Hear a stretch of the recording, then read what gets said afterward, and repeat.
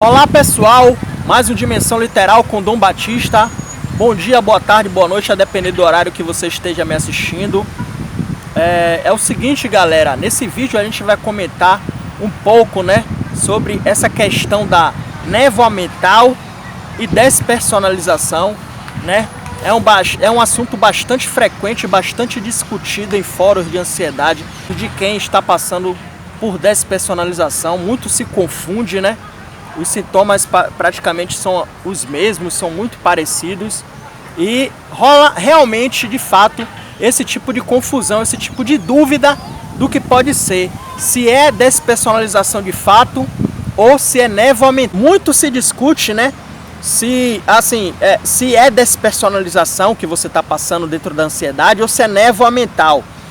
Galera, o termo névoa mental, eu não vou explorar tecnicamente esse assunto e me aprofundar nele, Mas assim, estima-se que esse assunto é muito difundido lá fora, Aqui no Brasil ainda é pouco difundido, É muito difundido lá fora esse assunto.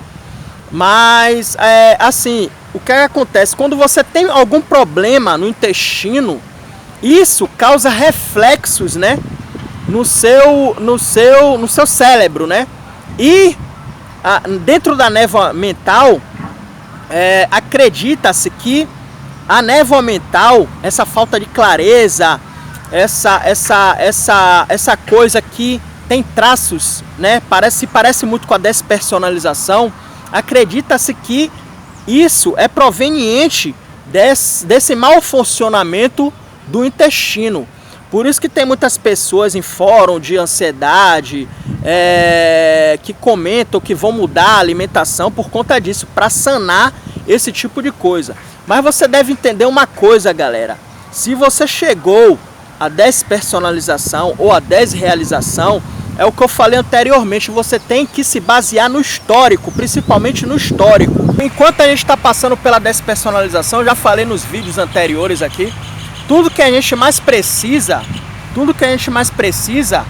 é de um descanso da mente, Com certeza, se você a maioria das pessoas que passam por isso, elas trazem de bagagem um grande estresse, no corpo, uma grande carga emocional, tóxica, para ter chegado na despersonalização e na desrealização. E tudo que a gente precisa nesse momento é a gente estar tranquilo. Quanto menos confusão ou quanto mais a gente ficar longe disso, melhor, entendeu? Pra gente se recuperar, sair desse transtorno, Sair da despersonalização e tudo ficar bem, tudo ficar normal como era antes. Então, o que acontece, galera? Você tem que se basear primeiramente no histórico.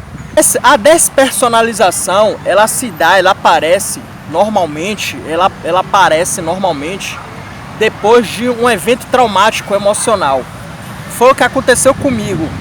Eu já tinha um problema com ansiedade e aconteceram várias coisas em um período muito curto, E nisso aí eu comecei a ter crise de pânico e depois disso aí, logo depois, em seguida, eu comecei com a despersonalização e a desrealização juntamente, Então, o que acontece? Eu nunca tive problema intestinal, O meu psiquiatra, quando eu dei as primeiras crises de pânico, que eu fui para emergência e foi constatado que eu não tinha nada, a pressão arterial estava normal, os meus sinais vitais não tinha nada alarmante, nada físico. Eu dei a minha primeira entrada na emergência com crise de ansiedade, depois das crises de pânico, achando tudo estranho, eu não entendia nada disso, nem sabia que a despersonalização existia.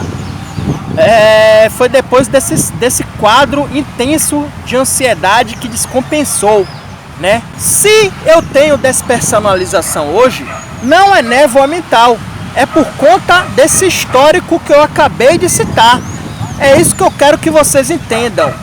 Se você desenvolveu a despersonalização depois de um grande momento de desgaste emocional, certamente a despersonalização que você vive hoje é proveniente disso. É isso que eu quero que vocês entendam. É essa anamnese que a gente faz para entender o problema que a gente vive hoje no presente. Então, galera, eu espero que eu tenha te ajudado nesse sentido.